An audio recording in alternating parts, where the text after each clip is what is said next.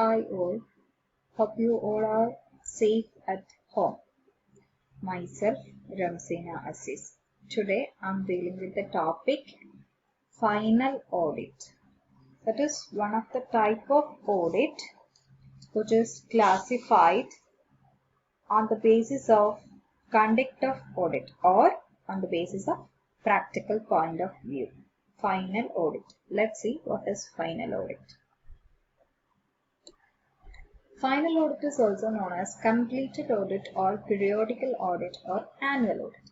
The final audit takes place only after the end of the trading period when all the transactions for the whole year are completely recorded and balanced.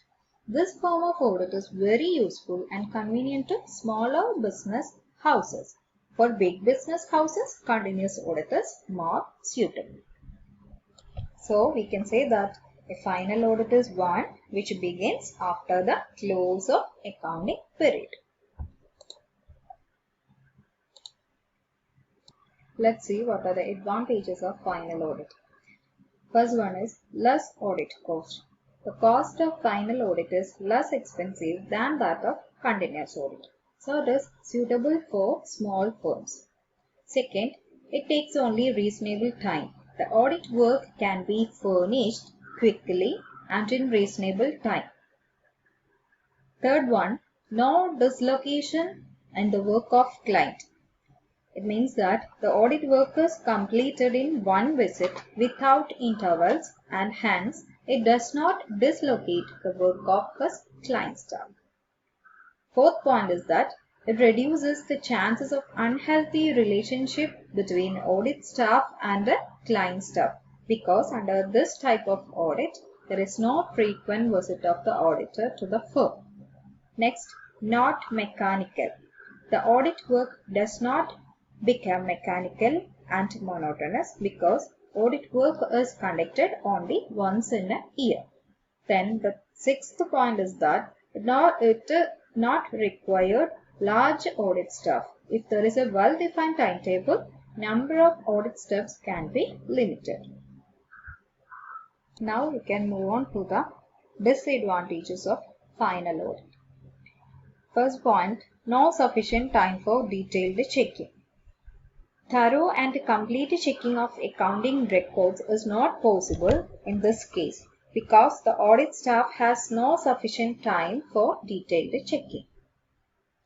The next limitation is that it is suitable for small firms. That is, it is not suitable for the organization of large size where the transactions are numerous. This method or this type of audit is mainly suitable for small firms. The third limitation is that the errors and frauds are detected only after the close of the accounting period. Thus, it remains in the books for a long period.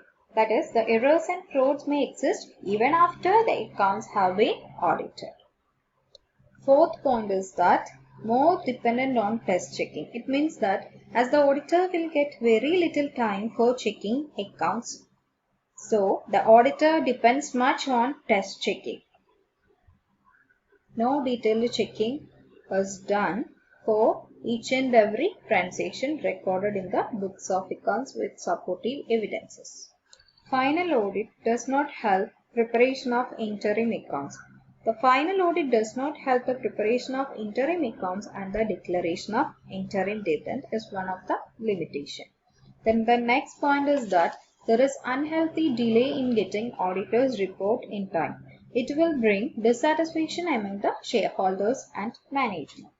Then this type of audit, it takes time to finalize the report and not suitable for those concerns which require the audit report very soon. These are the main limitations of final audit.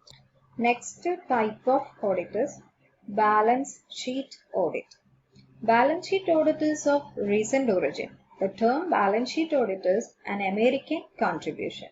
This type of audit is more popular in USA. It is rarely used in India and other countries. In balance sheet audit, the auditor verifies the balance sheet items such as capital, liabilities, reserves and provisions, assets and other items given in the balance sheet. The auditor checks only those documents which are related to the items given in the balance sheet. This type of audit is not aimed at checking profit and loss account and other similar transactions. Next type of audit is interim audit. It is a type of audit which is conducted in between the two annual audits. The object of interim audit is to find out interim profit and to declare interim dividend. Interim audit is suitable for the firms like banks, insurance companies, and large business houses.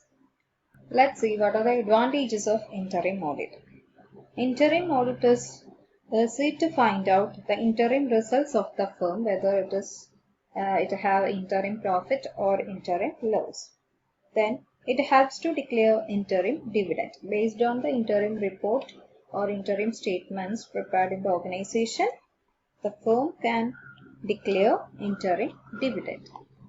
Then errors and frauds are quickly detected and rectified very soon.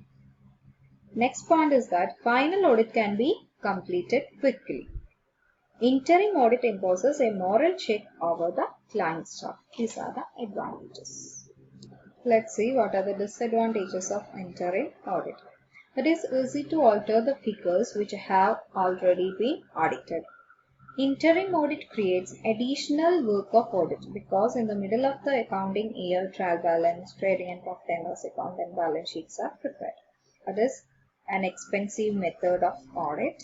Then interim audit is also required more detailed and exhaustive checking and require more time. Dislocation of the work of client staff are another limitations. Next type of audit is occasional audit. Occasional audit is suitable to sole traders and partnership form of business organizations. If the sole trader or partners desires to conduct an audit for a special object on special occasion, like when a partner retires or dies or admission of a new partner, etc. This type of audit is called an occasional audit. Next type of audit is partial audit. Partial audit is a type of audit which is carried out in respect of a specified aspect of the books of accounts of a business concern. Under this audit, auditor is only a part of accounts instructed by the client. Thus, it is called a partial audit. In the audit report, auditor may specifically mention that he has conducted only partial audit as per direction of the client. Partial audit is not permitted in the case of joint stock companies. Next one is standard audit. This type of audit rarely conducted in business firms. Under this type, certain items in the accounts are thoroughly scrutinized and analyzed.